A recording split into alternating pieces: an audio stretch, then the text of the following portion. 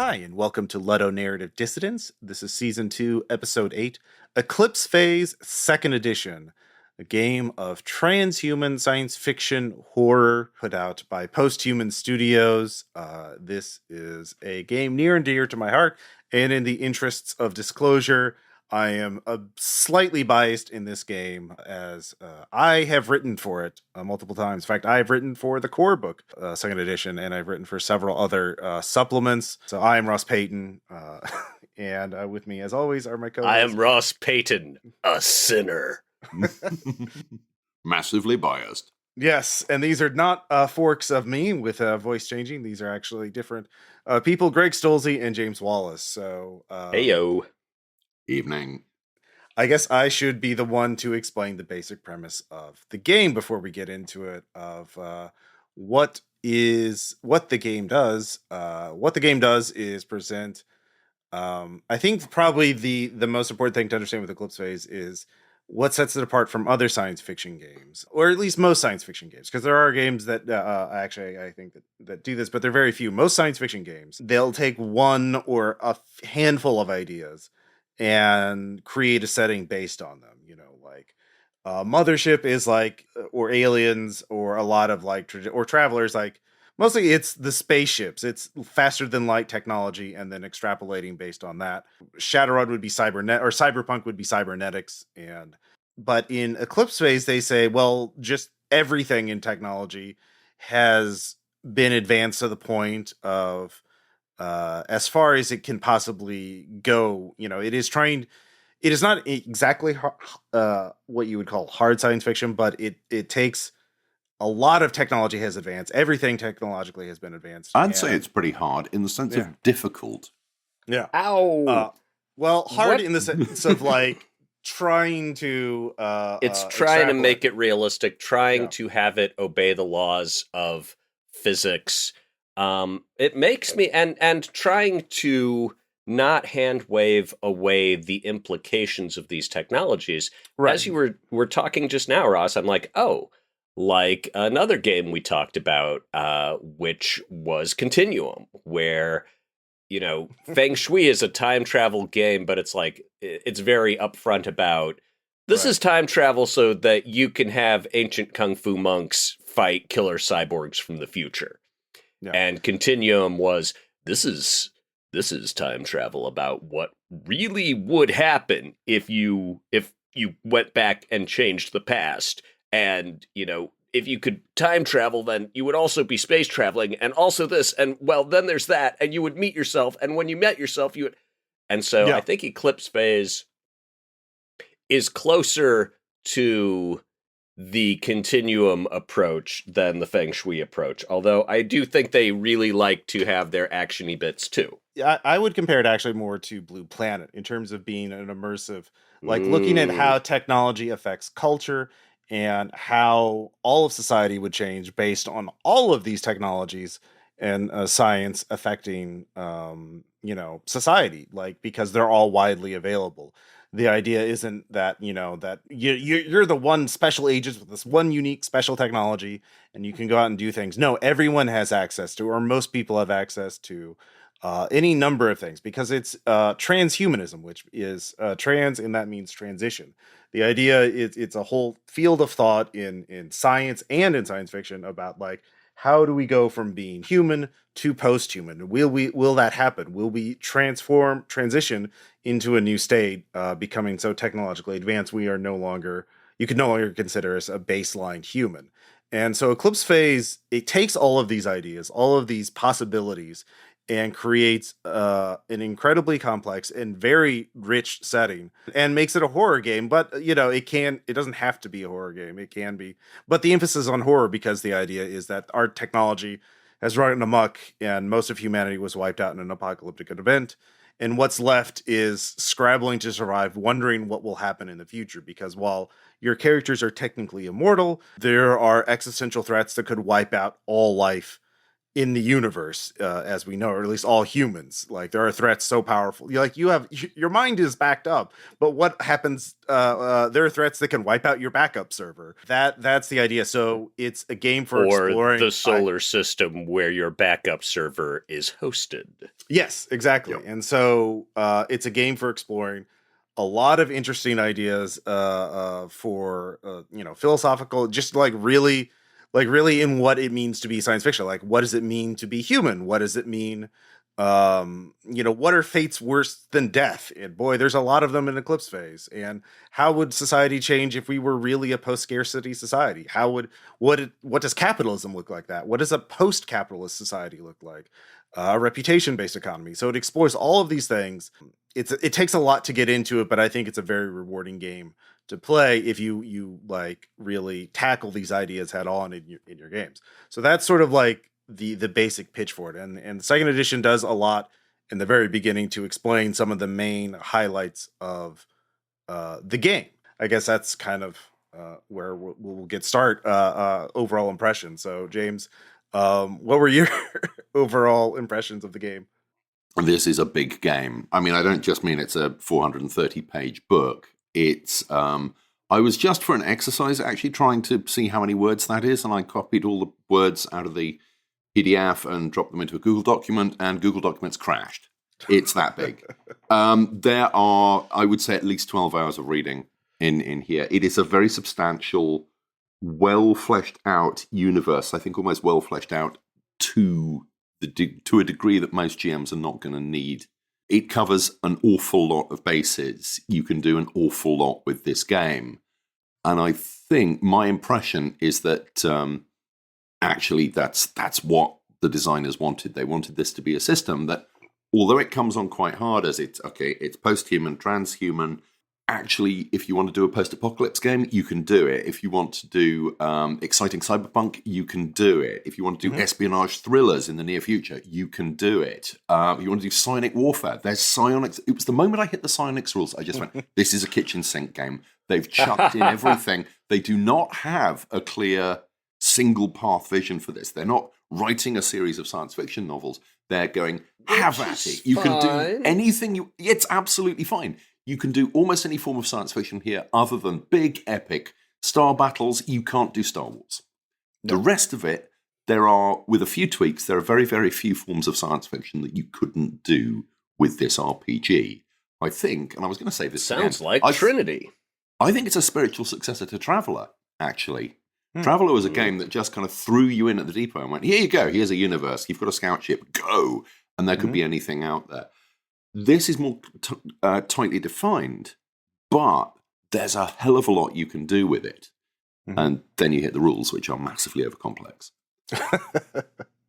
Yeah, your point about Star Wars is sort of like Star Wars, is technically a science fiction setting. You have FTL, spaceships. It's science, but like it's science fantasy. It's science fantasy, but like the way in Star Wars, despite having FTL ships and weapons that can destroy entire planets and blah blah blah, all the spaceship fights look like World War II dogfights because that's what the first movie did. They don't. They look like World War I dogfights. Well, like George Lucas was famously inspired by like World War II. Was it World War? Yeah. I could be wrong. It's 633 Squadron. He used footage from 633 Squadron in early test prints of Star Wars. Okay, but they were non-jet fights, right? Yeah. They're like that's what I'm saying. World War II, and so like that's the incongruity here. Eclipse Phase is like, well, if you had spaceships, you could do FTL attack maneuvers or whatever. If you had this, you could do this, and and so everybody would do the most logical thing, like they would back up their brains. They would do this, and so like there are space battles in Eclipse Phase, but they're basically so complicated and dangerous that it's impossible to. It's like, well, you're just all gonna die because space is very dangerous. It's unforgiving. This was something I ran into working on Termination Shock, where I get to the what are ship fights like, and I'm like, wow, yeah, space will kill you even if it doesn't have help from a person. And I'm like, yeah, you can't dodge a laser beam. there's no way 10 tons of steel are going to avoid a laser that's aimed at it. It's like saying, oh, the garage is just going to dodge it when I try and shine this flashlight beam on it. That doesn't happen. And so it's like, I'm like, at most it's going to be like old naval engagements where they're sitting back and letting rip with the 10-inch guns. And it's not going to look like a dogfight. It's going to be, okay, we are shooting at that tiny, tiny, tiny glittering speck out there, or it's come and rammed us and now everything is a boarding action, or it's going to be, oh yeah, they're not even, they're not trying to shoot us. It's a cyber attack. They're trying to take over our ship and instruct the life support system to switch to aerosolized bleach. Yeah. There's a famous series of essays, or an essay that I read online years ago called "There Ain't No Stealth in Space." Talking about how thermal heat signatures are impossible to hide. There's no way to cloak your ship in space, and talking about like what space combat would be like based on like what we know of physics. And it's like, yeah, you're just all gonna fucking die. Like it's so incredibly dangerous. So that's why Eclipse Phase doesn't worry on ship battles, because like there's also more interesting things to do in this, because some of the technologies mentioned in Eclipse Phase are body resleeving, mind backups through the ego and morph in the parlance of the game. Your mind can be is a digital file that can be stored on a computer and backed up and copied, so you can fork your mind, copy it, put in multiple bodies. You can put your mind in a organic human body, in a robotic body, or a pod morph, which is like a Terminator style cyborg, part flesh, part machine. There are uplifts, animals that have been given human level intelligence. There are AGIs, AIs with human level intelligence. There's nanotechnology. What else? I'm sure. Here's a question. Fabrication, nanofabrication. Yeah. Sorry. Yeah. Let me ask this of you, Ross, the E-Phase fanboy. What character do you think you would relate to more on a visceral, emotional level?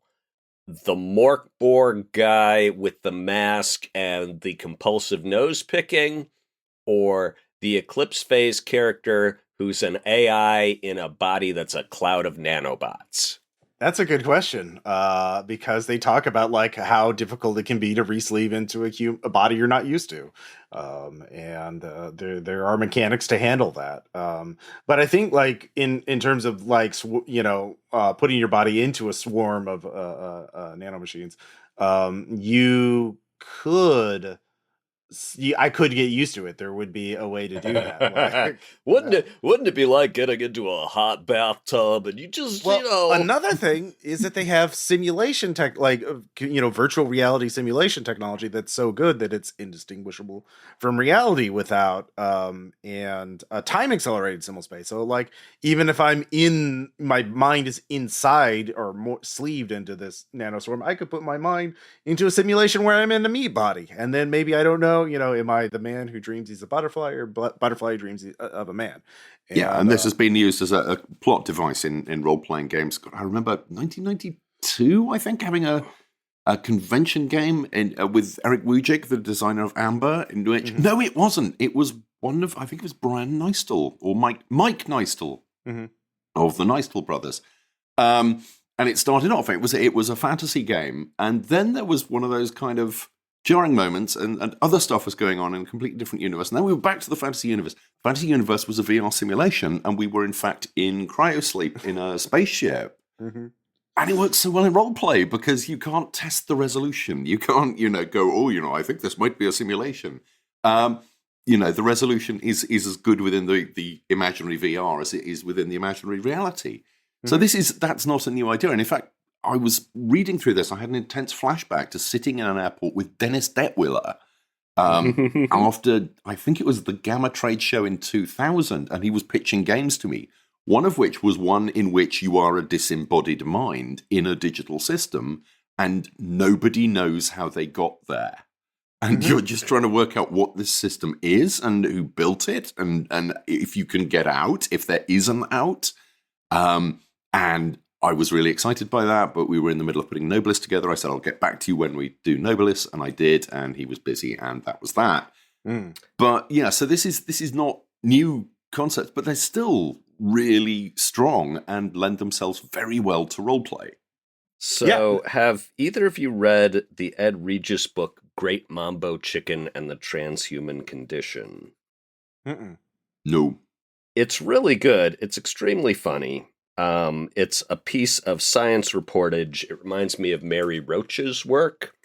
And what Ed Regis did was talk to people who, and this was published in, at the end of the 20th century, and people were like, oh yeah, within 5 years, we're going to be able to upload our minds into perfect computer simulations and live forever, and I'm going to fork myself 10,000 times, fire myself off on rockets to every corner of the galaxy, and in 100,000 years, all my disparate selves will return and reunite and have this giant party, and we'll probably need to scrap an entire solar system just to have enough aluminum for the beer cans for it. So that is one side of it, is, what do transhumanists really think is going to happen? Yeah. And then the second part of it, and they're blended together, is what actually is happening with all these technologies, and the gap between what they expect and what is actually occurring. It's like what they expect is immortality within our lifetimes. We will be the last generation that has to die.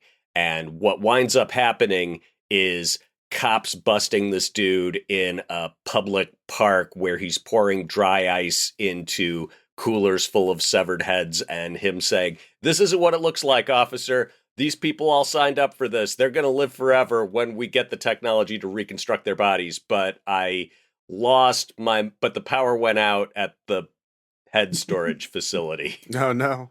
I mean, yeah, these are ideas that have been battered around for decades, at least. If you look at the references section, they have a list of novels and comics and nonfiction books and role-playing games and movies and TV that date back Mambo decades. Chicken ain't on there. Yeah, well, and that's only a partial list, but these were they have things like Ghost in the Shell and like Ray Kurzweil's writing, and just Hans Moravec. Yep. And so it's taking all of this stuff and making this stew of like a cohesive setting where you can take any like explore any of the ideas of transhumanism or a lot of these science fiction ideas and run a game like a one shot or a campaign or whatever, and just really have fun with it, and just like see how if you want to do like Dead Space style survival horror where you're fighting weird monsters on an abandoned space station, you can do that. You like I said, it's kitchen sink setting, but it's meant to be cohesive so that your characters are able to do a little bit of everything or really dive into one thing, and like if worse comes to worse, you can always be restored from backup because Firewall's got your back. Probably, maybe depends on what Firewall is in your campaign, because they leave a lot of things up in the air so you can sort of customize it for your campaign. But like that's the appeal, is like very few other RPGs cover these kind of things. Like there's a lot of science fiction RPGs, but a lot of them are just like dudes in spaceships, zipping around space, or like cyberpunk games. Like those are the two flavors of science fiction I see, and nobody else is like, let's really explore what this technology would do to us and what the implications are. And like Blue Planet's, out of the games I'm familiar with, is the one other game that is really like, all right, all these technologies exist. What are the implications and how would society change based on it?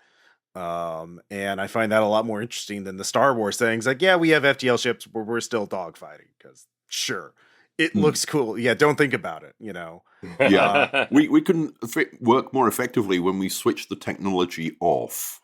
Mm-hmm. Yeah, that's the moment you go, yeah, this is fantasy, sure. Yeah, exactly. So like, this is trying to actually be science fiction. It can be very daunting to run or play, because like if a player outthinks you, it's like, oh well, I can use this technology in this way to totally solve your scenario. You're like, well, damn, you really can't you? Huh? I need to go to the bathroom. Let me talk among yourselves. 5-minute smoke break. Let me. Suddenly, there's an exurgent virus outbreak. But yeah, we should probably get into, I guess, a little of the core mechanics of how the game works. Or I mean, but well, I guess in terms of what the game does is there are, I guess before we get into the mechanics, there are a couple of like paradigms, like campaign frameworks that the game mentions, like on 24 and 25, of like, here's how you can run your campaign. Here, you don't have to focus on any of it. You can just like focus on some of it. Firewall, which is the framing organization. They're kind of like Delta Green, but in space, and it's different. You're cops, but you're trying to bust Cthulhu. You're volunteer secret cops, like, because nothing ever went wrong with a bunch of undertrained, enthusiastic volunteer freelance police. Exactly. Then there's gate crashing, which is, like I said, this is technically kind of hard sci-fi, but they throw in some like fantastic elements like the Pandora Gates. Stargate. It's Stargate. Yeah, Planet of the Week, baby. Great stuff. If I was gonna play Eclipse Phase, that's probably what I'd want to play. Oh, the gate crashing book is great. You just read it, like it's just descriptions of planets with weird stuff on them. Like, here's a planet with something weird. Here's something. No, oh man, this planet is really weird, and it's great because you can always make up a new planet and like have something weird on it, and like that's your game. And then the final real paradigm is criminal. Like, you can just be cyberpunks doing jobs. You don't have to be Firewall. You could just be because like there is crime, and even though it's post-scarcity, there are criminals, and like, what do? Well, they do horrible things like soul trafficking. What's that? Well, if your mind's a file, people can steal it and then copy you and edit that file to make you into a slave, or copies of you into slaves, or steal your memories, and like other horrible things, fate worse than death. And maybe you're criminals who fight, the soul traffickers or corporations, or who knows. So those are you pick one of these paradigms and you build characters for it, and you go on missions. And that's sort of what the game does on a high level. And there's a little sidebar describing other possible campaign models, like mercenaries, research teams, political stuff, Earth survival, which is the real survival horror, Resident Evil, Dead Space kind of thing, because Earth is just a horror zone filled with it's Skynet, it's Terminator, Skynet future. Have they set it up so you can just be like the dudes who own a place that's a coffee shop by day and then serve some drinks at night, and the whole game is just hanging out with gate crashers and criminals and talking to people about their stuff? Maybe throw a little romance angle in there. Yeah. You could. I think you were going very much against the designer's intention there. This is a game with, I think it's I can't reference the PDF because, okay, here's my first gripe. This is a 430-page book. I bought the PDF, and you read through the text, and it'll go, okay, now here's so-so, and we're referring to a bit in another chapter, and there'll be a little arrowhead triangle and the page number. And you click on it on the PDF, and nothing happens because they've put no hyperlinks in the entire document. Well, so you're scrolling backwards and forwards in this 430-page document. So I'm not going to be doing that.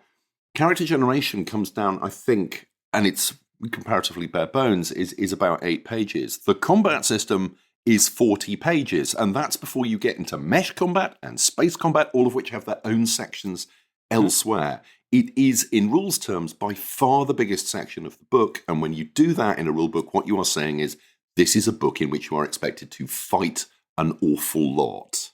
Yeah. Because D&D is exactly the same. The vast majority of the rules are about how you fight things. I mean, that's pretty much true of every game we've reviewed. See, what I've got is that character creation is 45 pages.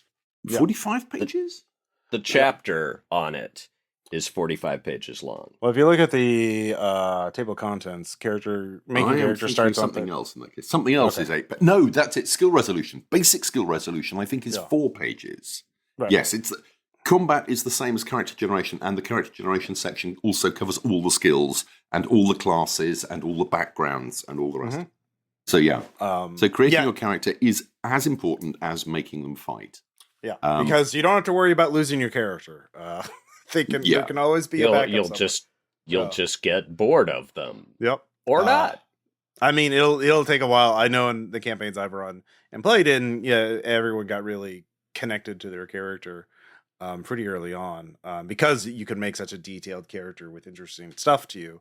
So the basic game mechanics are very short. That's 30 to 35. But it's a percentile system, similar to Delta Green and Unknown Armies. Doubles. I thought it looked more like Unknown Armies than anything else. It does have flipping, but yeah, blackjack rules for opposed test. Highest it doesn't go over. Mm-hmm. It does have multiple pools for. Now this is a much improvement over the first edition, which did not have these pools, but you just had Moxie in the first edition. But in second edition, you have pools that you can use to give yourself bonuses. These are a limited resource, so it's like you got 3 points in your. What was the cool one? What was the one I liked? Which was the flex pool, which I have in my notes as the meta game good shit.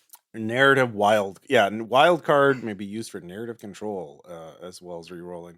Yeah, they do recharge. You have to rest to do that. You can also use them. So there's Insight, Moxie, Vigor, and Flex. Insight is for mental things. Moxie is for social. Vigor is for physical, and Flex is for as a wild card. Aside from flipping rolls or gaining a bonus on them, you can also, like Vigor, you can ignore a wound, which this combat does. Combat, there are wound penalties. If you take too much damage, you'll be fighting that penalty.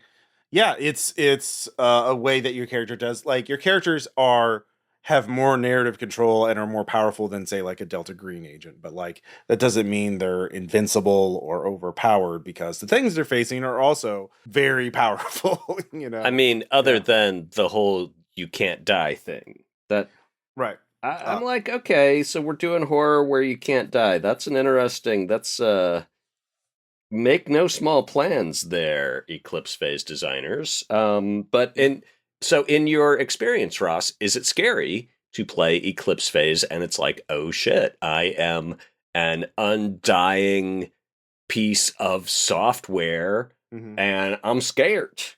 Yeah, because of the two factors. One, the mission you're doing, if I die, I will fail, and that will be disastrous for other people. Like, oh god, we found the exsurgent in the tunnel, and it's going to hit the habitat, where all the innocent civilians are, and that'll destroy the habitat, and including their backup servers. So thousands of people will die for real. Maybe I won't, but I'll be restored from backup, and I won't know what happened, and that'll take a major hit knowing that I failed. Two, I can be corrupted. Someone can get access to my mind and then read my secrets if they can, open up the hard drive in my brain, and access all my secrets. That,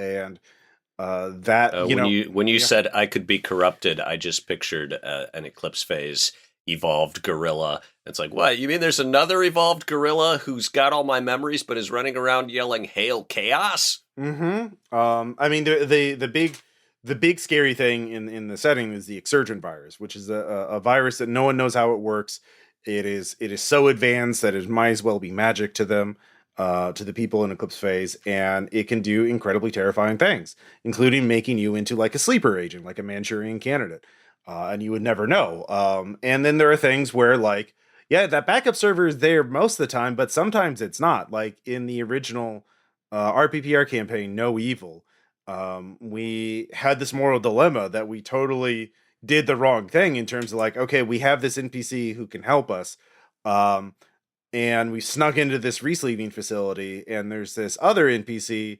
And he's being restored from backup right now. His mind is being loaded into an organic body right now. We could delete him forever, for real, and load our helpful NPC into him to steal his identity. And, like, it would help us, but boy, that's a shitty thing to do. That's evil. Like, well, we're going to do it because we need to do it because of the mission. And so the horror comes from, like, oh, I'm becoming the monster a lot of the time. And then I have been turned into something, like, it's transhumanism.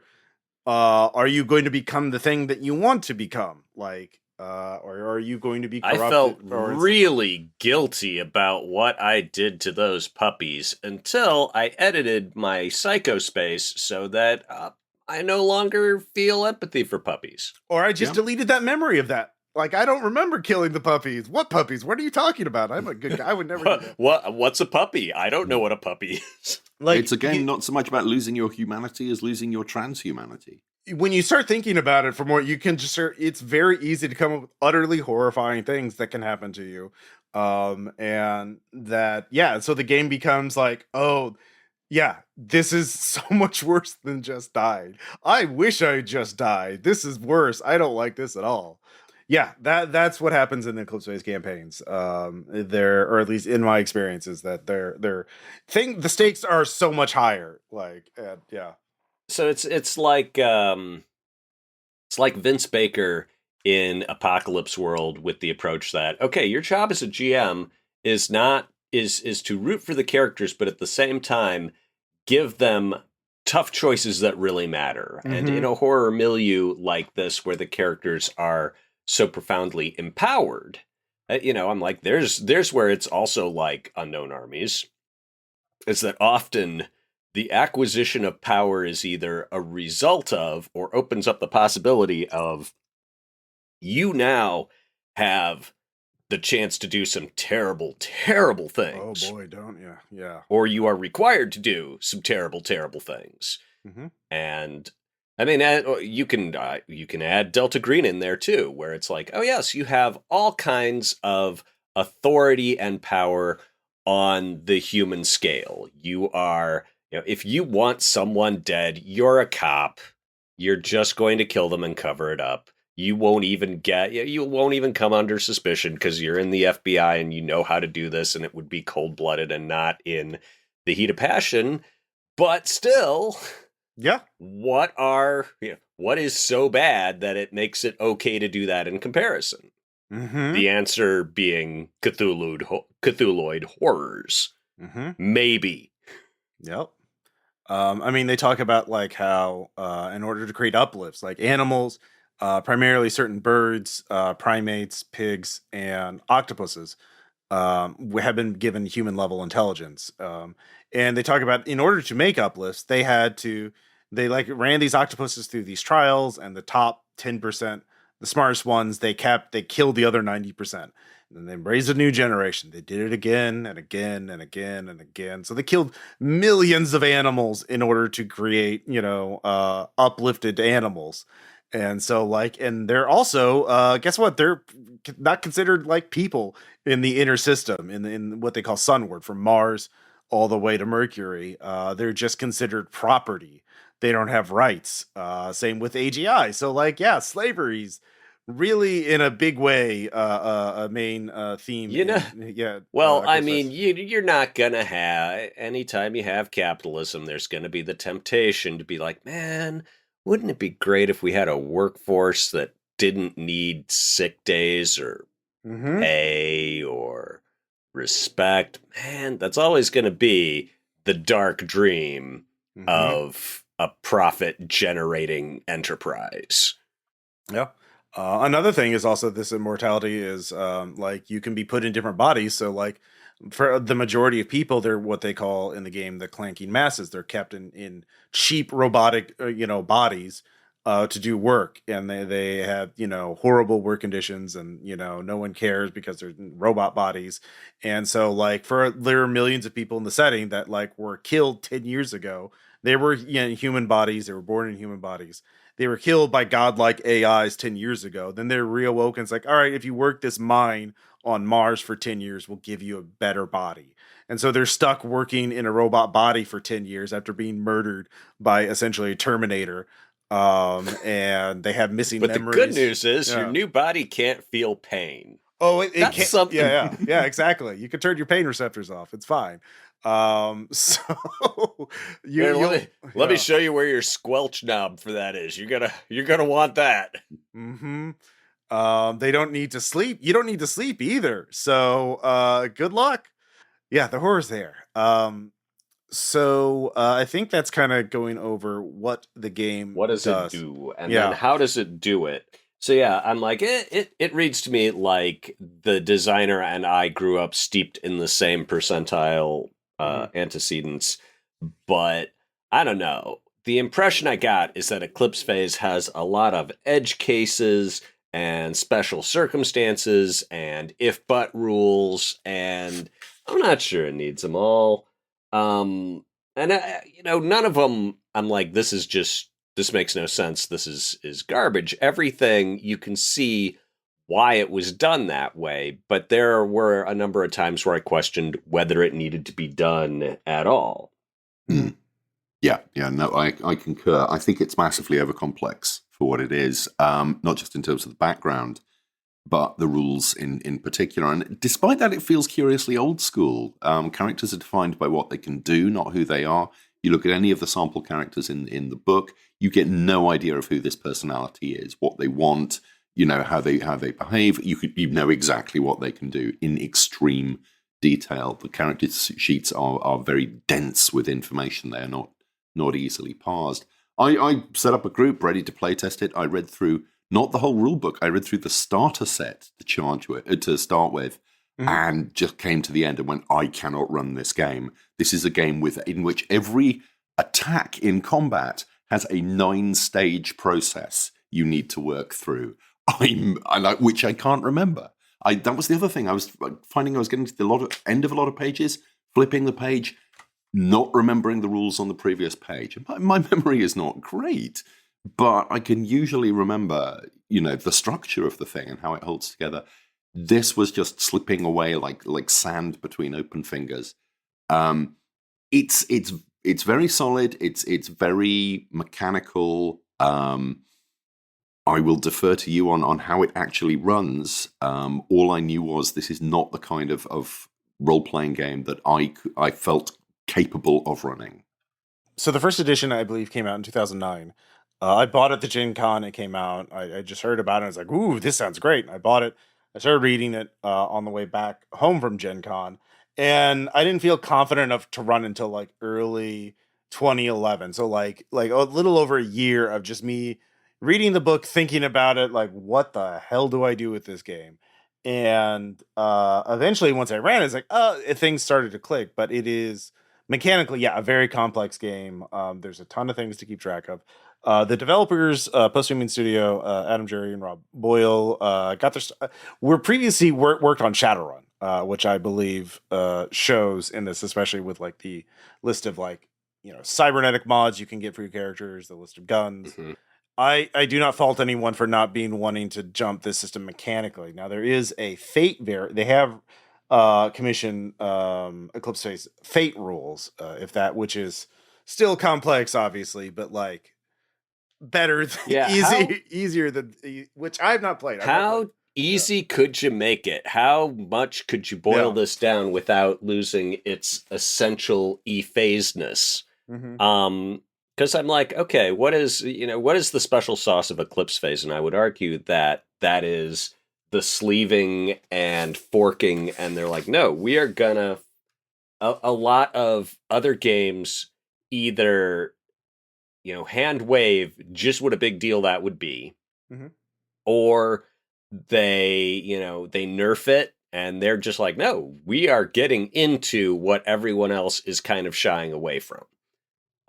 And so, kudos to them on picking picking that nub and then building, that's the hub of the wheel. And there are a whole lot of spokes on a very wide wheel.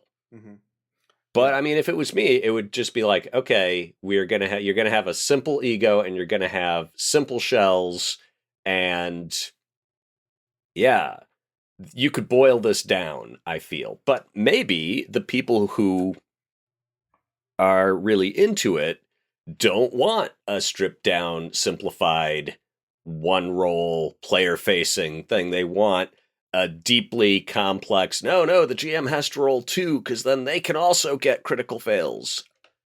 Super sticky, techy, finicky, fiddly system because they are in a super sticky, techy, finicky, fiddly setting. A lot of the core audience for this game are people who are interested in transhumanism. I know one of the first scenarios that Caleb ran, I think the very first one is the scenario called Think Before Asking, which was written it's in a fan scenario. It was written by this guy named Anders Sandberg, who is a Swedish researcher, futurist, and transhumanist. He has a Wikipedia article. He has a PhD in computational neuroscience, and he wrote, and like one of the concepts in Eclipse Phase are what they call seed AIs, which are self-improving AIs that can figure out how to make themselves smarter. And that's a big problem. That's the AIs that killed off 90% of humanity are called Titans, and they were seed AIs. They got too smart and decided, well, let's just kill all the humans. And no one knows exactly why they did that, but they did. It's very Skynet.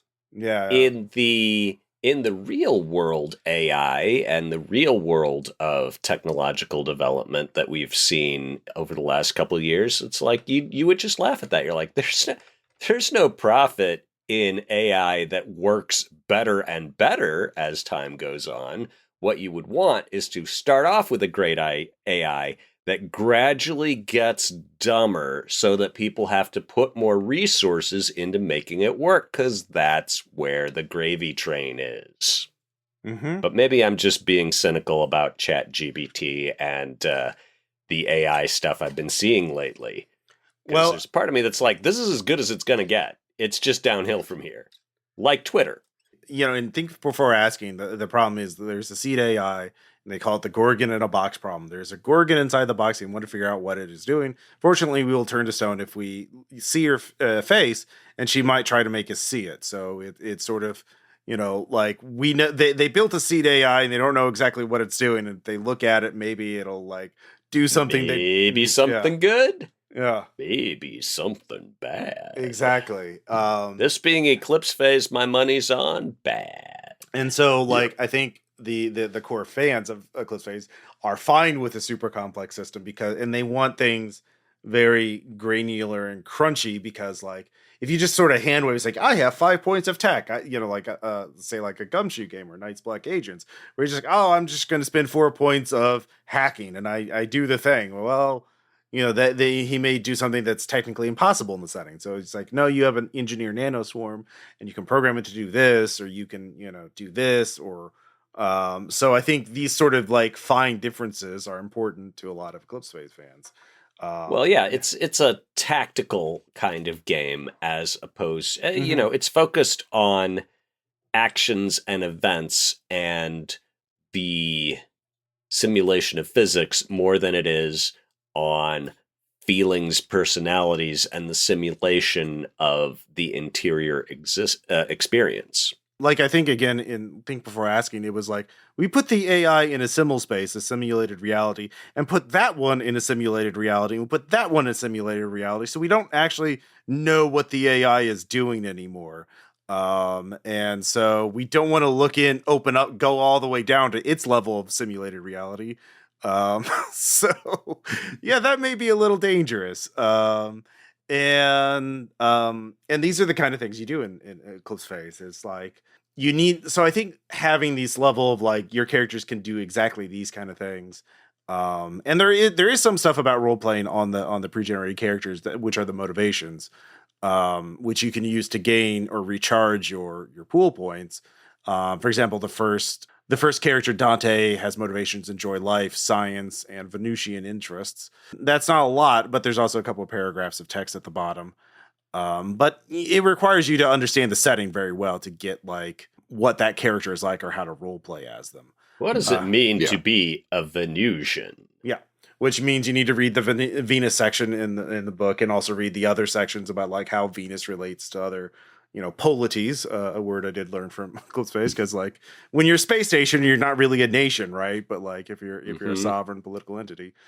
I mean, yeah, this part of this, and this is just sort of endemic to the science fiction endeavor, is, I had in my notes, I'm like, anytime I saw a word in context and I didn't know what it was, I would just jot it down and then go read later what. I'm like, okay, exurgent, scum, ectomy, res, ultimates, Vulcanoids, titans, factors, Bracewell, Prometheans, Ozma.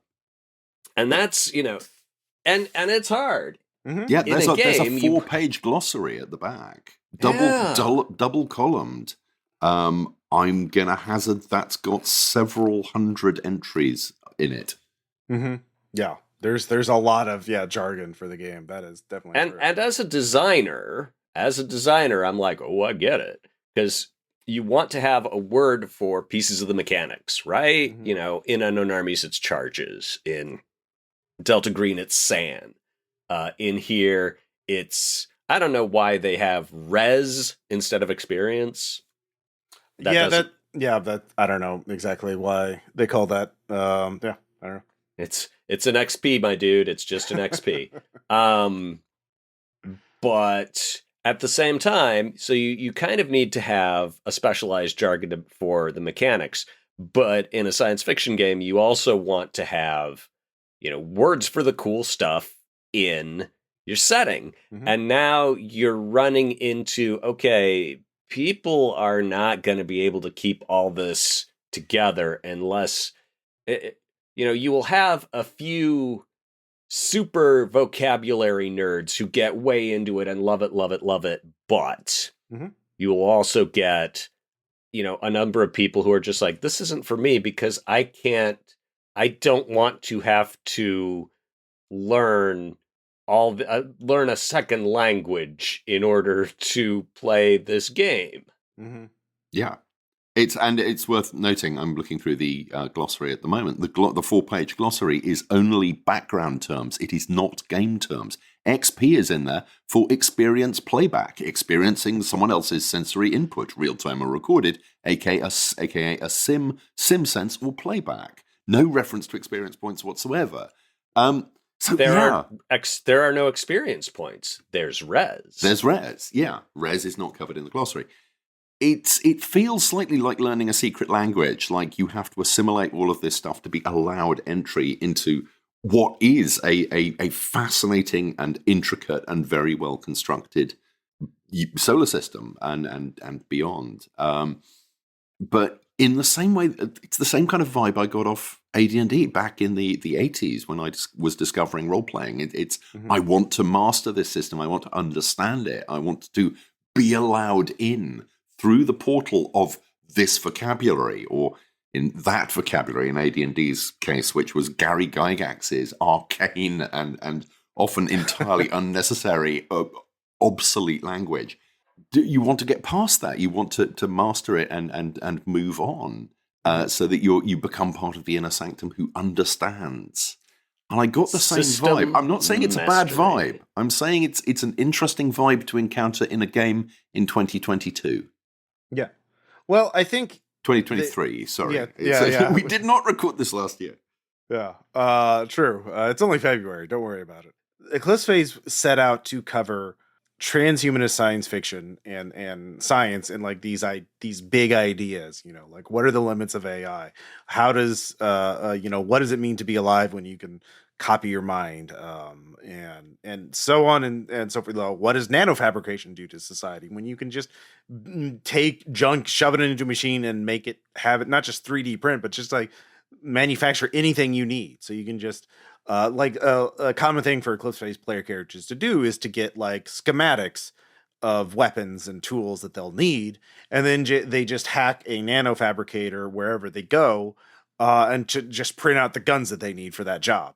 So they don't need to worry about like smuggling in weapons into like a secure zone. They can just print them there and then use them and then throw them away. Or throw them back in the nanofabricator so no one can find them. And now tomorrow this will be pizza. Yeah, exactly. How do you cover these? How do you tackle all of these ideas in one game without building a very complex game? Like these are complex ideas. These are like, you know, talking about a scenario where you're like asked to find out if a seed AI is good or bad when it's nested in all these simulated realities. Well, that's kind of a hard thing to do in like a basic game, especially when your character's like, you could put it in another setting, like, Traveler, but like in Traveler, like those characters wouldn't have the same tools that the Eclipse Phase characters would do. Like, well, I'm going to fork myself and send my fork in to see what happens to the thing. Just stick a fork in the socket. And then, like, okay, your fork comes back and reports this. So, like, wait a minute, did the CAI hack my fork? Can I trust myself? Can I trust that version of myself? Better do something. Better send in another fork. Like so on and so forth. Now, great. Now there are two versions of me, each of them pointing at the other and saying in perfect unison, "No, he's the corrupted bad one." Exactly. I'm telling you the truth. Yeah, and there's like, in order to get to that point in a game where all that makes sense, you have to do a lot of you have to build to that, and like other role-playing games I think are so focused on like, here's the one thing about our game that makes it interesting, and moving on, that it doesn't really create that depth of that allows you to explore this stuff. So this is a lot of work, but the payoff is like, you can't experience these kind of games in other these kind of stories, these kind of scenarios in other games. So I think that's why that's why Eclipse Phase does what it does, and how it does it is through the complexity. It's a feature, not a bug. But to some people, it's going to be a barrier. It's going to be a feature they don't 100%, want. Yeah, so. I'm holding my hand up here. I mean, literally, yes. I bounced off it hard. I believe at this point we should talk about how people play it. Yeah. All right. And here's my theory, my E-Phase theory. There's going to be forking and sleeving in everything. So you're always going to need to know that. But my guess would be you're probably going to use 60% of what's in the book at most. Mm-hmm. But every group, it's going to be a different 60%. Yeah. Forking and sleeving will be there, but you'll have, it's like, oh no, we're all infomorphs. We're doing an infomorph gatecrasher game where we are our real selves, our computer programs, but we're sending disposable bodies through these gates to check out cool planets. Well, can I just drop in at this point that forking and sleeving sounds, when you say it, sounds completely obscene. And this is something. Is this another Urban Dictionary thing, Greg? No. Well, possibly, but in this context, it is. It reminds me of one other thing, and again, this is a separate footnote. The rulebook is very po-faced. There's almost no humor in there. It's very flat. It takes itself very, very seriously. And I was looking for some levity, and there wasn't any. But references to forking and sleeving did cause the corners of my mouth to twitch in an entertaining way. Well, the source books have a little more humor in them because they're almost like 90% setting material written from characters in the game. So you have little different points of view, and they make jokes. I know in some of the material, I've made jokes, slight little references. A funny thing happened on my way to getting murdered by the Titans. Yeah, I mean, you're definitely right, Greg, in terms of like in any one group only using like 60% of the rules. I know, like, in my group, I often hand wave or abbreviate mesh hacking rules because it's just to speed things along. A lot of the combat stuff actually got hand waved. A lot of the times, player characters found out ways to deal with. We didn't have to. You didn't have to fight because you could either hack them or distract them or lure them away or talk them out of it or sneak by you. Like there's a lot of different ways to solve problems in Eclipse Phase, and it's sort of only limited by your creativity and your understanding of the setting. Yeah. I played in a campaign and I've run 2 campaigns, and they've all approached radically different like subjects. Like one was focused on Caleb's Stokes' No Evil campaign, was sort of like going through the inner system and dealing with a single grand conspiracy. My first campaign, Duality, was like exploring the outer system as sort of a travel log. And then my third campaign was all focused almost entirely on Mars as a criminal campaign, where the players were all members of the same criminal organization trying to gain power and survive and figure out what happened to them. Because they all woke up in a body bank with some of their memories missing, and like they had to figure out what where they came from and who they were. And some of them found out, I'm actually a copy. I'm the copy. The real me is out there living their life. What do I do about that? There's a lot of scale to it, and you're not gonna if you're not interested in gate crashing, you can totally ignore that stuff. If you're not interested in criminals, you can totally ignore that stuff. So yeah, well, not even on the sense of the plot level, or setting level. I was thinking the mechanics level. It's like, there are some groups that are going to be like violence good old rock, nothing beats rock. We are just going to be the most violent violencers in a violent planet. Mm-hmm. And that, and for them, every loving nuance of the physical combat system is in play, but they're probably not doing much with like ego hacking rules. That those might as well not exist for the Thug Life campaign.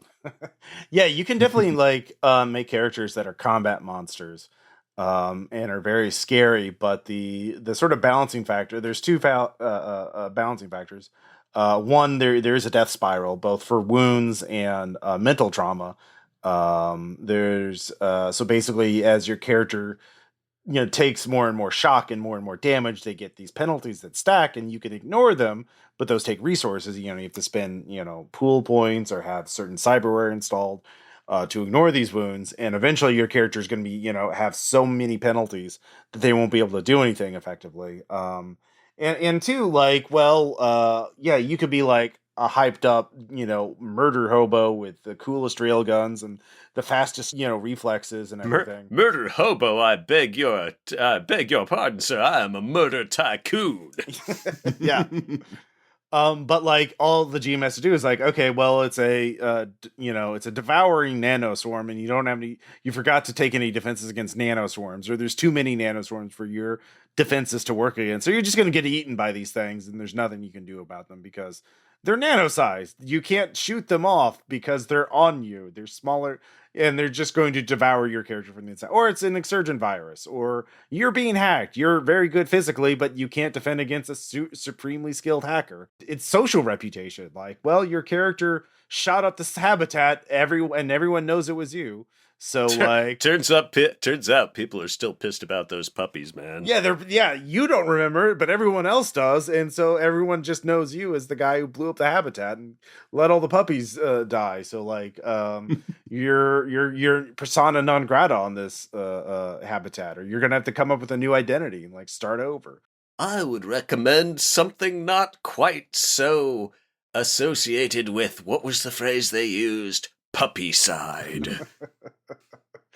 Don't worry, we can just clone some more puppies. It's fine. Like we can scrape them up, put them in the machine, and yeah, the clanking, yapping masses. Yeah, exactly. We'll hire somebody to sleeve in to remote control the cyber puppies, and they'll play. They're really good at playing as a puppy. Be just like new. You won't know. They're into it too.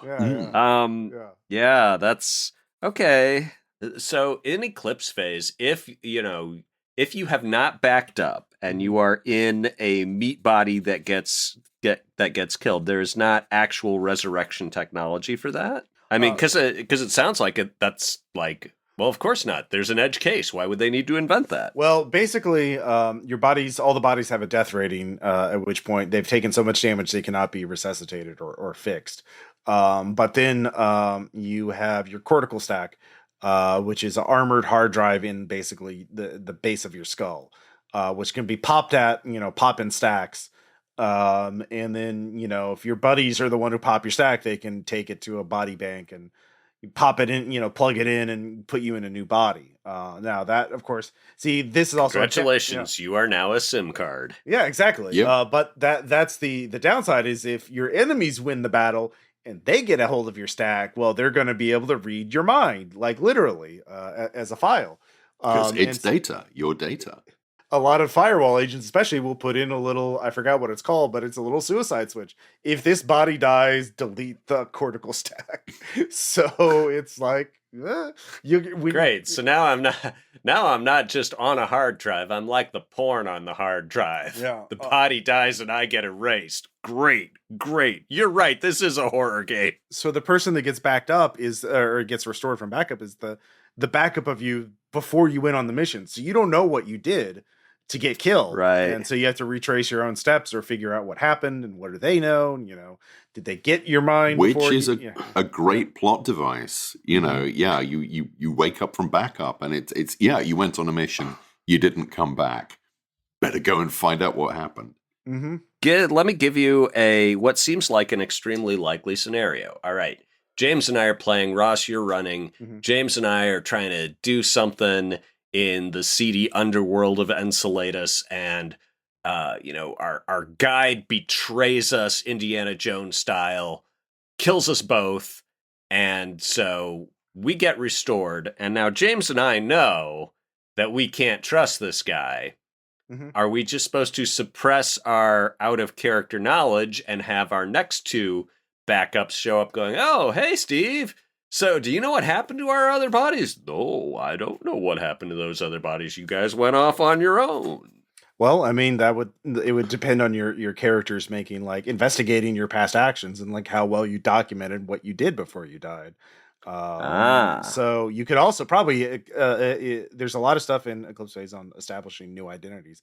In fact, having multiple identities. So, like, back yourself up or put yourself in different bodies than you were, different types of bodies, and give yourself new identities, and then start investigating again. And so the guy who killed you won't necessarily recognize you when you come in again and be like, God, okay, that's a pretty good answer. Yeah. Wow. And you can also, like, if you're going to go out, like, go meet with this person you think it's dangerous, have somebody, like, monitoring you from a distance, or like a little drone or a robot monitoring your life signs, and, like, if you die, have it send out a signal that the drone gets it, and the drone relays it to some secure communication server. So you get a little like, oh yeah, you died at this meet. Like, you're meeting this person, you died. I don't know the details. There's also the emergency, I forgot the name of the device, but there is cyberware implant. When you die, it sends out this massive pulse of energy that contains your ego. So you can be backed up from, like, deep space. So you're, like, on an abandoned space station, thousands of AUs away from a planet, and then they still pick it up, but it releases such a large burst of energy that it blows up your body.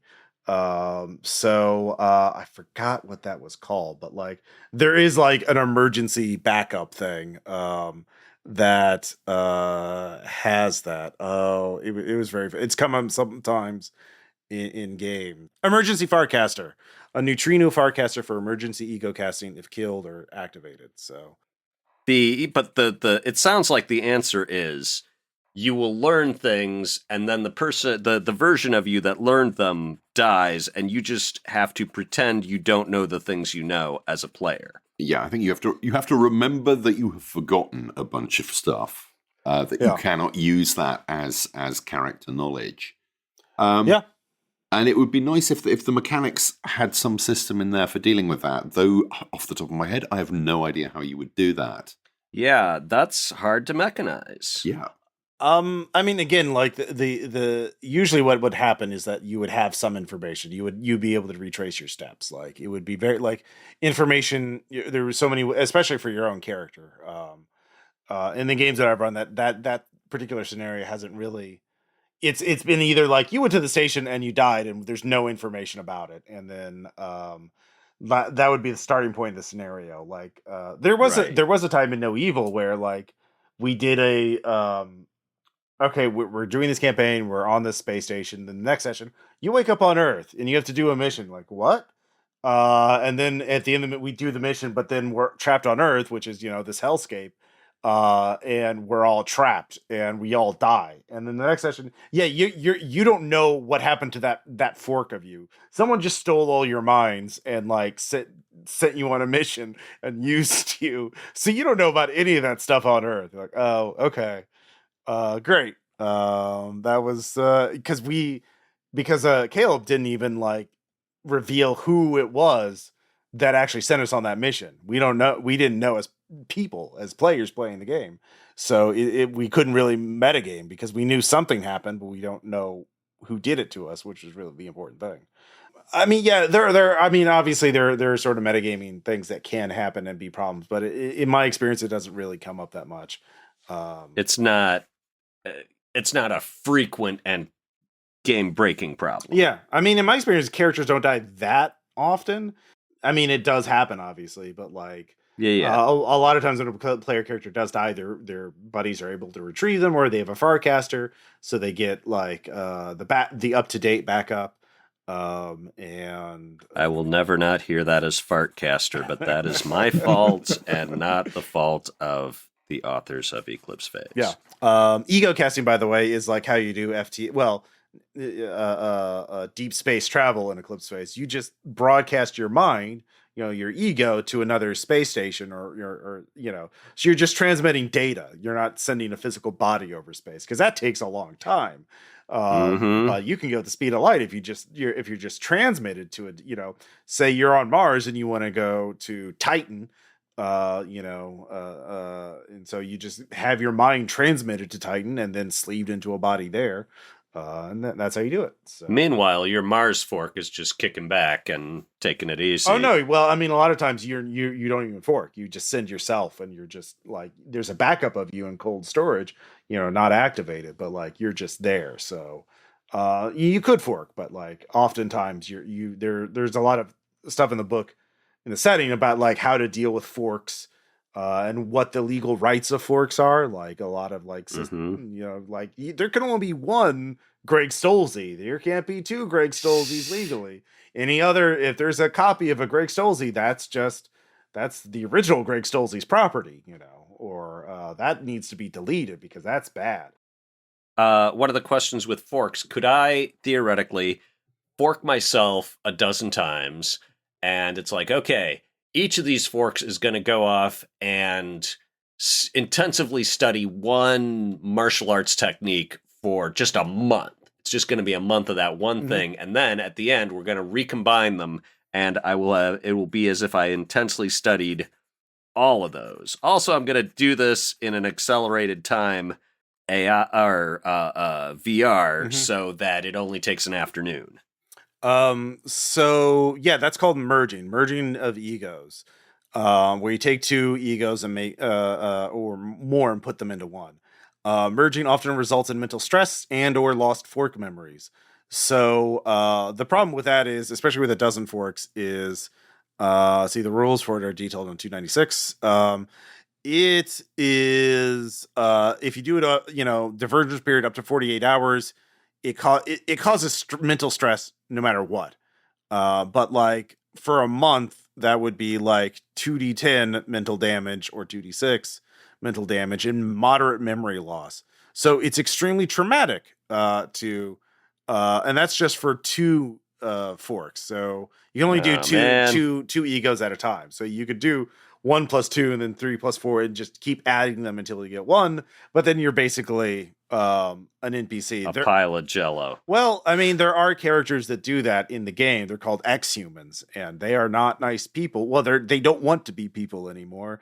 That's sort of the problem, and that's why Firewall wants to kill them, because they want to do things like that. They change themselves. Again, it's about like, are we the baddies? Firewall wants to kill them because they want to be too cool. Well, they also, you don't want to. There's what they call singularity seeking. You don't want people, seeking to become godlike, hyper intelligent beings that have no connection to humanity.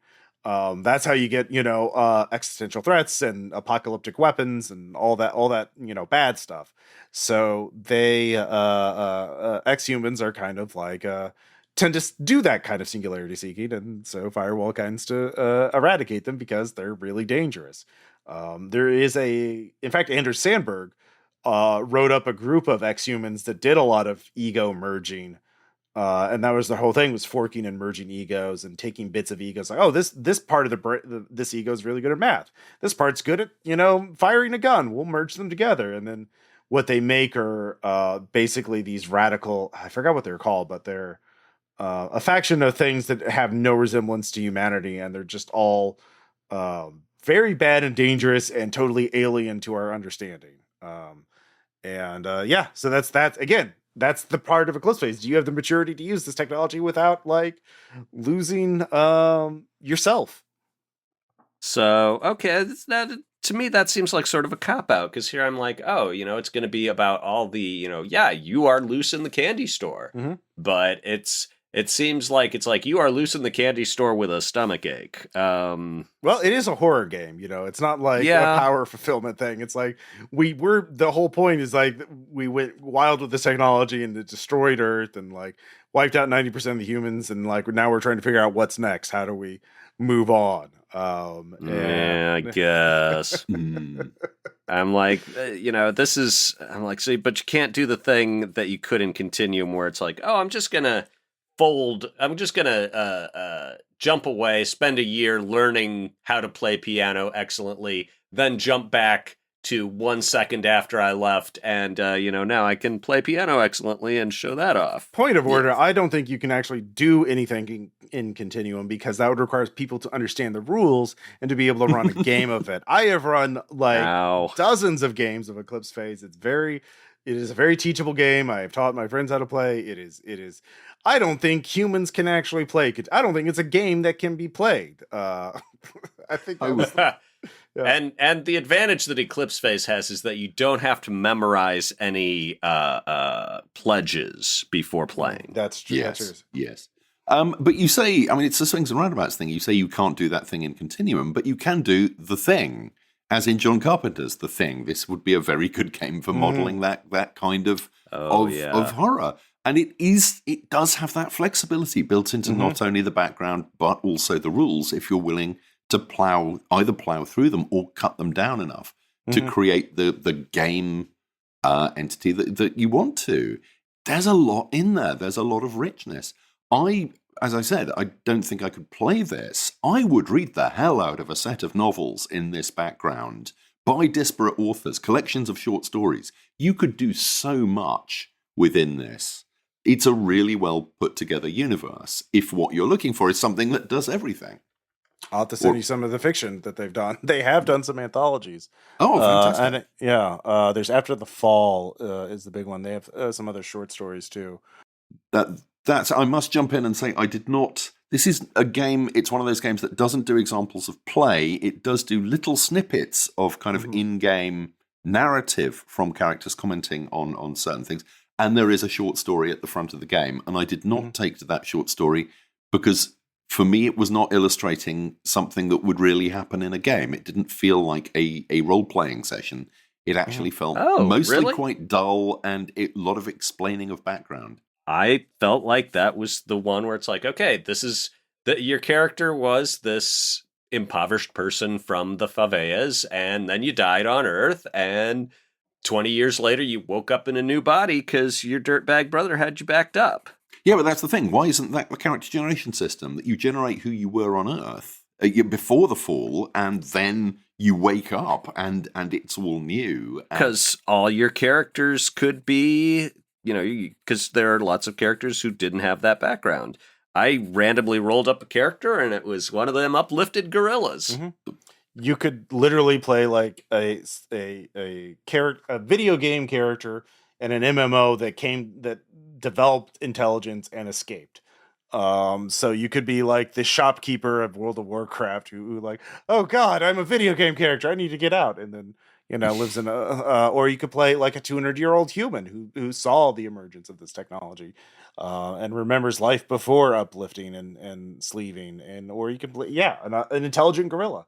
It accommodates a wide variety of character types, but the life path system I do like for character generation. It does like in the first edition, it was actually even more time consuming to make characters. They've actually simplified it. Yeah. So there was session 0 for character generation, and then session 0.5 for more characters generation. Yeah. Oh boy. Yeah. But yeah, like one of my favorite things is like if you look in this book, page 368, threats and X risks. That's just fun to read of like all the messed up things that can be like scenario ideas. I mean, there's a lot of ideas you could use for other sci-fi RPGs, right? Like talking about mega engineering projects, and they like on page 380 they have the X-humans listing like why they're bad and things that they can do, and like what happens when somebody just jacks themselves up with existing technology as far as they can go? It's like, oh, well, that's bad. It's bad. Yeah. And then the exurgent virus, of course, which is both, a basilisk hack. You just look at something in your brain gets hacked, or a biological pathogen, or a digital virus, or a nanovirus, nanoplague. Sorry. And the only way you can get cool psychic powers. Yep. Because we don't understand how they work.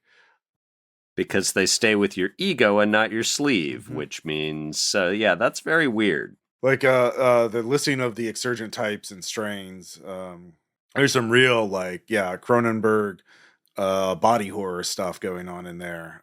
So yeah, it's very cool. Yeah, when you were saying, James, that you could do the thing with this, I'm like, yeah, I can think of at least 3 things that could be the thing. Oh yeah.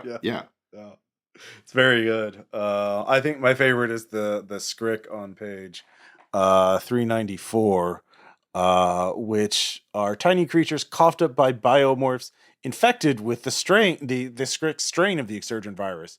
Yeah, they have a picture of a Nova crab, which is a crab-like podmorph, puking up smaller crabs.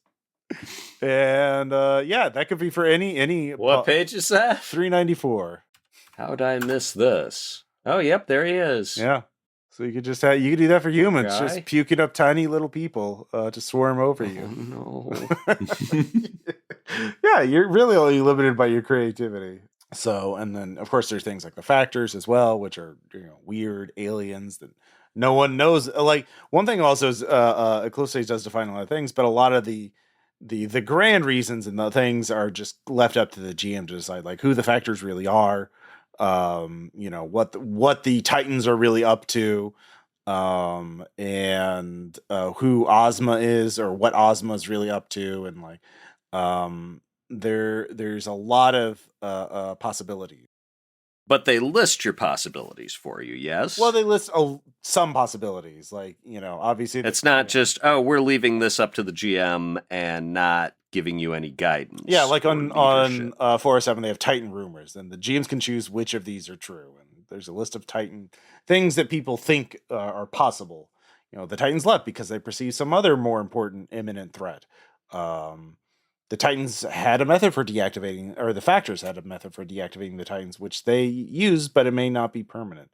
The Titans built the Pandora Gates. The Pandora Gates. Who built them? What are they for? Are they a trap? Do you actually go through a gate to another world on the other side of the galaxy, or is that just a simulation? And people just don't know. Oh man, yeah. If I was running it, it would totally just be a simulation. And everyone would find out and they'd be so sad and disappointed and they'd say, damn it, Craig, why are you such a fucking buzzkill? But they ship things from Pandora Gates It'd be great. back to Mars, back to where the gates are. So that machine is somehow creating that raw material to send through. Sure. Yeah. So, yeah. Just another fabricator. Eclipse Phase is a playground for all of these ideas and more. But it's a very challenging playground to get into, I think, is sort of the biggest thing. At least for me. Because like I said, it took me a year to get used to this. And then after that, it really clicked. The first game I ran of it was like a tutorial where I had players start in simulated reality. We said, make a skill test. Okay, here's how this works. Oh, your little VR game, your simulated, virtual reality game has stopped broken. Turns out there are all these robots attacking. Oh no, it's the fall. Better get to the spaceship, to get off Earth before it's too late. And then we did a time skip to the actual mission. But I think something like that could be good if you wanted to run it.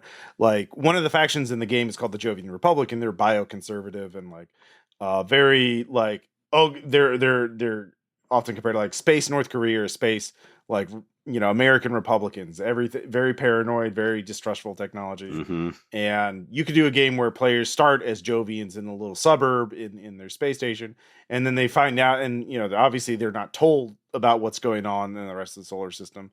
But they escape or they have to flee, and they find out the truth. Each session, you introduce more and more concepts of Eclipse Phase as they escape from the space Tories coming soon. But yeah, James, any final thoughts on Eclipse Phase? There anything we haven't gone over? As I say, there's an awful lot in there. I did not get on with it, which is one of the reasons that I've been fairly quiet this time. I think if I was going to do something with it, I would slice it right back. And this is something I talked about in an earlier episode, and I can't remember which system we were talking about. But I think this is a game that will actually do a really good job of handling William Gibson's The Peripheral, which is now reasonably well known from the Amazon series, which is not the same as the book, and I preferred the book a lot.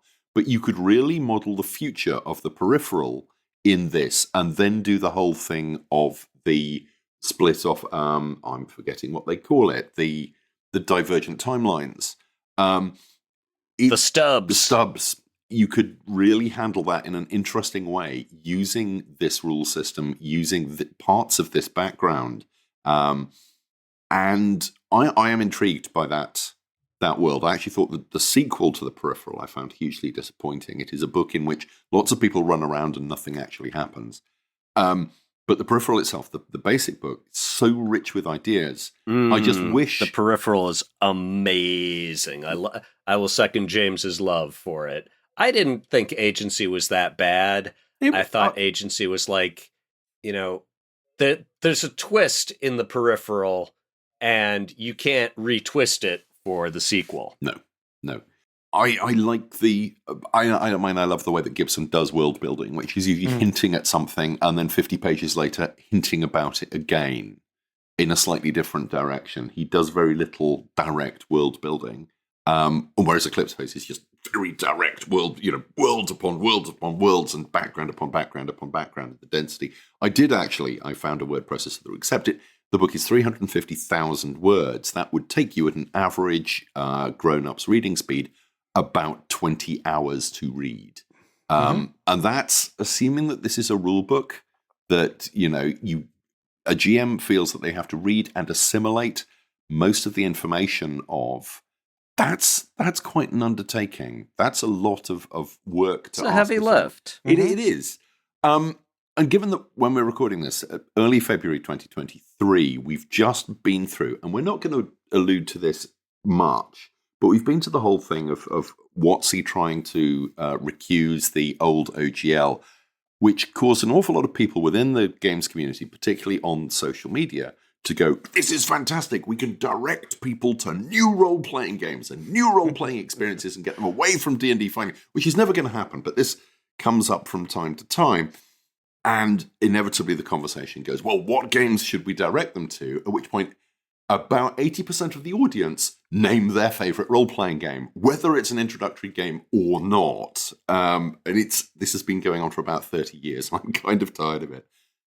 But Fishblade! But you have to remember, D&D, yes, 3 big rule books, but even the biggest one is only 256 pages. Eclipse Phase is almost double that. Yeah. And you have to read it. To run D&D, you only actually have to read the DM's guide. You don't have to read the player's handbook. That's for the players. The players need to know that information. If you run in D&D, you need to know what your characters can do. Pretty much. Or you can have the players do it. Yeah, it's a point. But I think to run Eclipse Phase, I remember back in the old D&D days where someone was running a playtest of, they're like, oh yeah, game set in the desert. So, and this was something they were writing professionally. They're like, so yeah, can we get someone who's just totally optimized to make water? Because a lot of the problems in this, a lot of the challenges are going to be water-based. And someone's like, okay, so yeah, I'm a water shaman with water, affinity and from a species that gets water bonuses, and I can create 2,000 gallons of pure water every day. Yeah. And they're like, okay, so, and that's with spells that are already published. Yeah, okay, we're just gonna have to assume that people have water. Yeah. So, but to get to the point, if you're wanting people to move off a game that they already know, to say, okay, well, what you're going to have to do is assimilate a 430-page rule book of dense stuff. And this is a beautiful book. My God, the quality of the art in this. The layout is crisp and clean. It looks really good. This is a very approachable and well laid out book. And yes, how many pages would they lose if they? There is a starter would they lose if they didn't use the future conditional? It's probably if you took every instance of will in there, it would probably fill up 2 whole pages. I just lost a bet with myself. You thought I wasn't going to bring it up. I will never not bring it up if it's there. But yeah, I'm the last angry man, James. Okay. But if you go back to the time when Ross, I actually have no idea how old you are, but Greg, I'm guessing you got into roleplay about the same time I did. The FGU games and stuff like that, 64 pages of rules and quite, possibly a separate scenario in the box if you were lucky. And that was everything. That was background, character generation, tasks, equipment, and combat, and the lot. 64 pages. There's a lot of good stuff in Eclipse Phase, but I would have done a much tighter rule book. And I think it would sell better as a much tighter rule book, and then these are the core books that you want, breaking out some of the other stuff. If you want information on this, go to this supplement. It would be more approachable. Role-playing has never been more popular than it is now, and yet we're still at a time that, 80% of the population think Monopoly is a complicated game. Monopoly is a game that used to print its rules on the inside of the box lid. I want more role-playing games that print their core rules on the inside of the box lid. Also, I want more role-playing games in boxes because I'm old school. But boxes are expensive, James. I know, and over here they incur sales tax, VAT, as we call it, because boxed products are clearly not books. They're books in boxes, and that's that. Anyway, I like Eclipse Phase for its ambition and its sense of scale. What I would like is a much cleaner focus on the core of how the game actually works. Because if I had read like a 2 or 3 page boiled down of this is how you play the game, which is not what is in their starter set. Their starter set, right. I just found, I was put off, as I said, put off running it by the starter set, which is not a good thing. I think part of the problem that role-playing games have with wider accessibility, non-D&D role-playing games, is 450-page rule books, because that's become a new standard now. We're looking at Call of Cthulhu was that big. Couple of the other ones yes, it's become a new standard. We were talking before we started recording. Warhammer Zweihander we were talking about too. They are huge games. And yes, some people will really grok that, but an awful lot of people will be put off simply by the size and density of that stuff. Well, part of that is the problem that collecting games and reading games is a different hobby from playing games. Absolutely. And the collectors and readers, it's like, yeah, bring it on. More's better. Yeah. People who actually play are like, oh, yeah, I found this slick, fast little 40-page number. Yeah, and I'm going to use it for everything now. The other thing I'm going to say about the length of Eclipse Phase, you can get the whole text for free, right? Yeah. And it's always been free. Yeah, it is and Creative I'm like, Commons, yeah.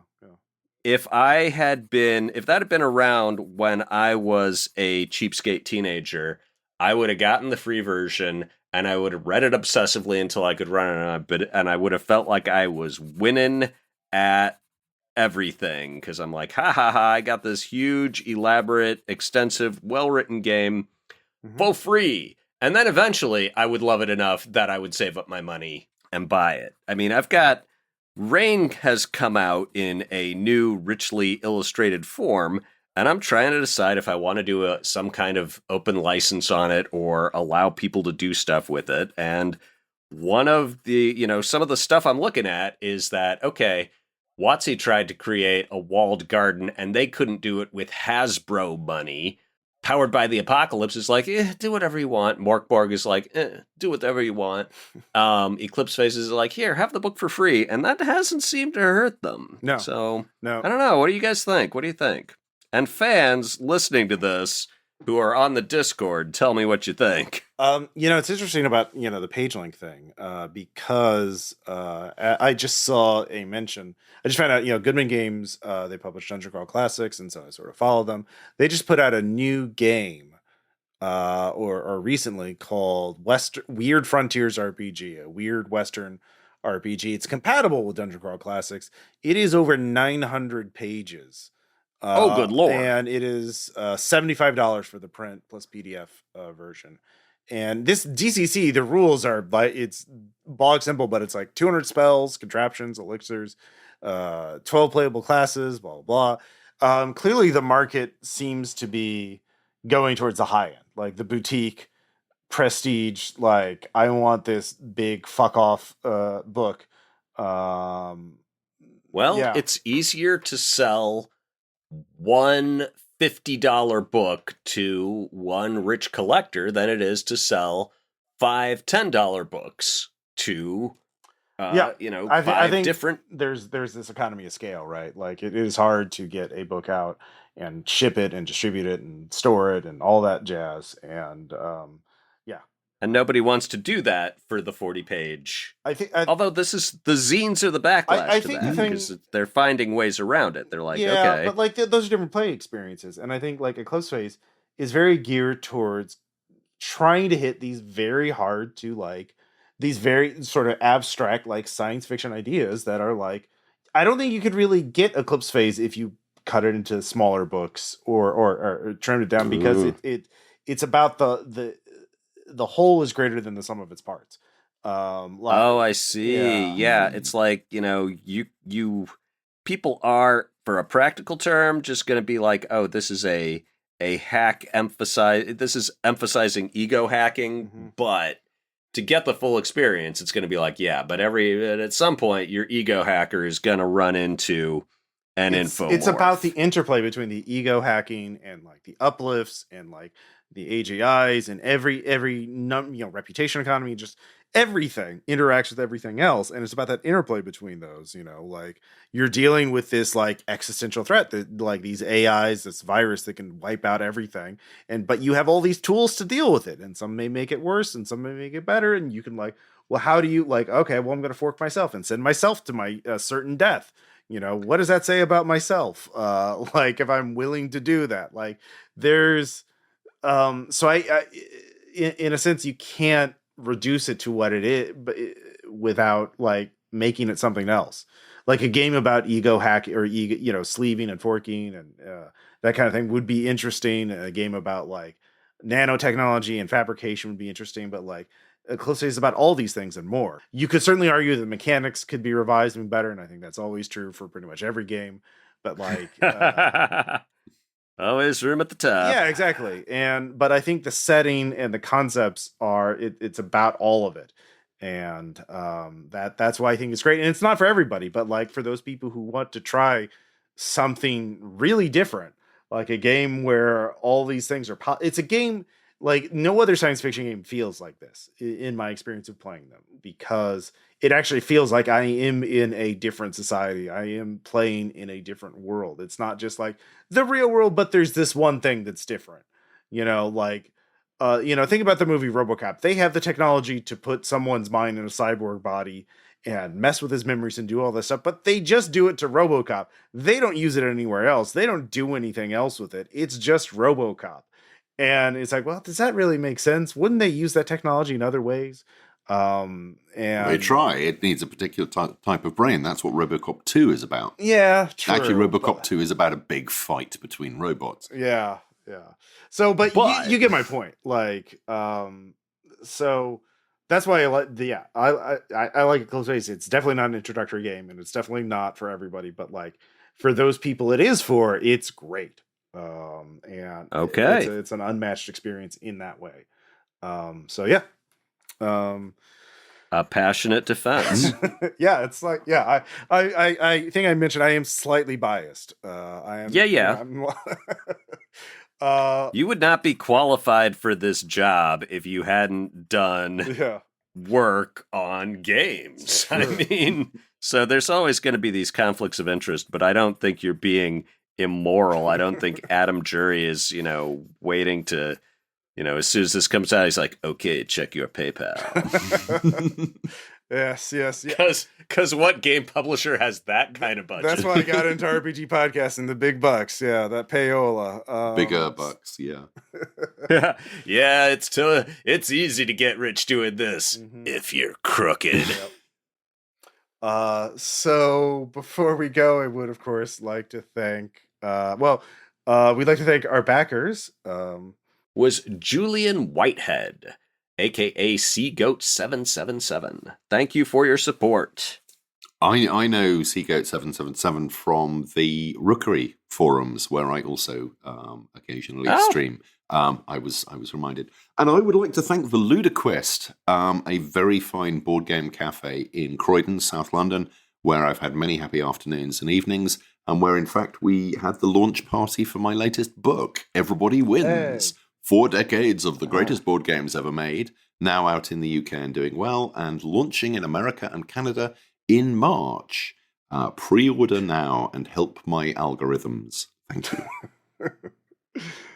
All right. Ross, anything you want to promote at this point? Just, the RPPR Patreon, I am offering online games for backers at the $10 level or higher, but also consulting. If you want me to take a look at an RPG thing you're doing or want advice for running a game, I've started helping out with that. And also I've been doing some writing up new cursed artifacts for RPPR Illustrated. So if you want to see what the cursed book of the chronicler is, there's some really great artwork of it. So I'm having some fun creating some new artifacts you can throw in different games. Last month I did the Simulacrum engine, which is a big machine that makes clones of people, but they're wrong. There's an actual play of Mothership for it where you can hear it in play. There's a little write-up for it too, along with artwork. So yeah. All right. And as I mentioned, the long-awaited second edition of Reign is out. Not all the setting book, but the first 2 books, the rules and the core setting I did for it. You can now get those on Drive-Thru-RPG. I'm also encouraging people to check out the zine version of my 2-player no GM game $1 Million Soulmate from Indie Press Revolution, because that may not be available for much longer. There is a $10. We were talking about selling a $10 game to 5 people. Here's where the rubber hits the road. You can get $1 Million Soulmate for $10 in a handsome zine format, full color. Cool. So, there it is. Thank you all for listening. And in our next episode, we'll be talking about initiative systems and probably the action economy in RPGs, sort of a related topic. And what do we mean by that? Well, you'll have to stay tuned to find out. But until then, we'll talk to you later. Bye. Ta-ta. Later.